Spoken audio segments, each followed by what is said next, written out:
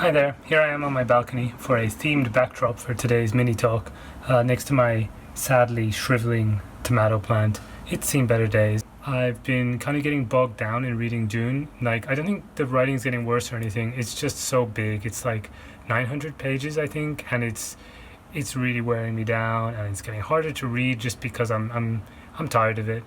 And so I decided to read something else. I just decided to read a short story, quite a long short story, which was recommended to me.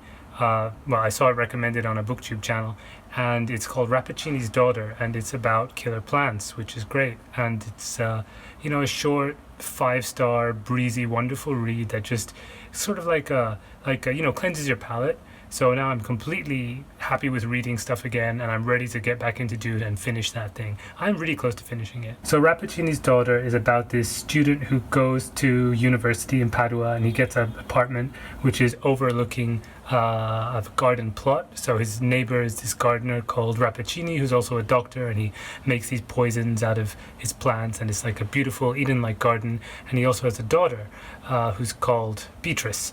And she's like this beautiful ethereal maiden who goes around talking to the plants like she's some sort of crazy person, but it's all apparently endearing and lovely. And the student is just like, you get some real like Hitchcock vibes, some real what's it called? You get some Rear Window kind of vibes. Like he's just spying on her and perving on her, and it's supposed to be nice and sweet, but it's like a gothic romance. So it's got all that kind of heightened ecstasy of emotions and stuff, and it's great. It's really, really good.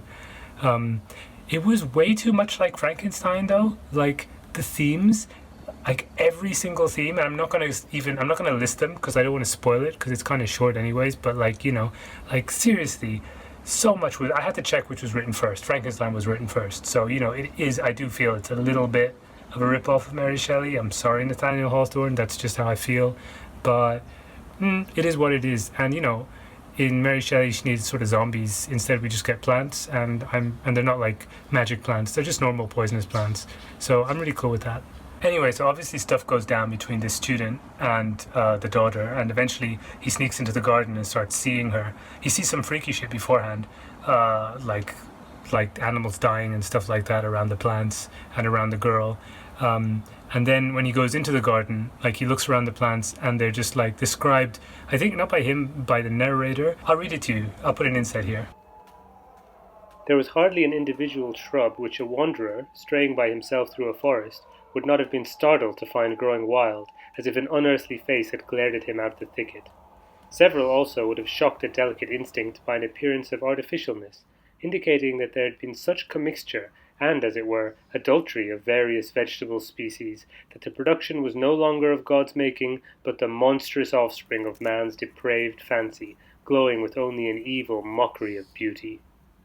I read this passage to my friend Dee, and she said she reckoned like Nathaniel Hawthorne had a neighbor whose shrub was just like extending into his garden, so he wrote this passive-aggressive thing to get back at him, and I like that. It's like, come on, man, they're just plants. Nathaniel Hawthorne doesn't even describe what is evil about them. Anyway, I'm teasing. I did really love this story. I love like little gothic things, and he got so much in just, I think it was 20 pages, and it was just like, there were so many interesting themes, and it's a real like morality tale kind of thing, the way he describes it, but he undermines the main kind of morals. Like, there's the whole science has gone too far thing, and then later on the neighbor is like obsessing over and perving over the girl, and he says that he lacked an empirical mind. This kid is seriously, he's like a moth to a flame. He's an idiot. He's stupid, but like his stupidity serves a point because he, the narrator says he doesn't look at the evidence in front of him, he just follows his heart, and so that matches really well with the sort of morality thing,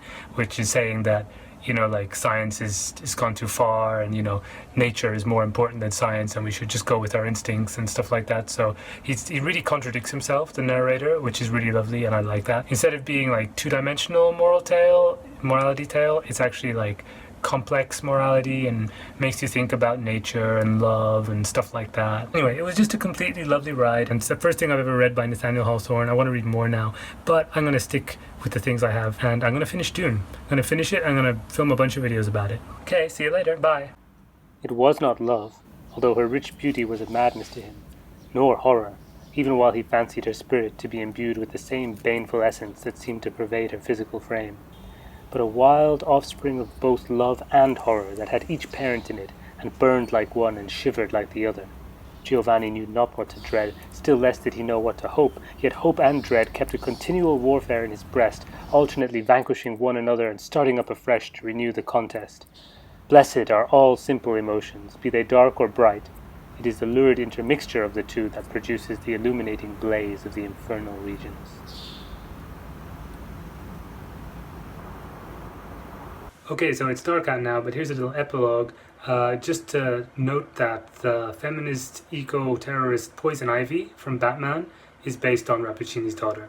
So yeah, Poison Ivy, I absolutely love her. She was like one of my favorite villains as a kid, and I like her more as an adult now, I think. But yeah, it's not like it was the author's intent or anything, but the story has gone up in my estimation considerably, just by virtue of association. Because Poison Ivy is just the best. And yeah, I just wanted to add that.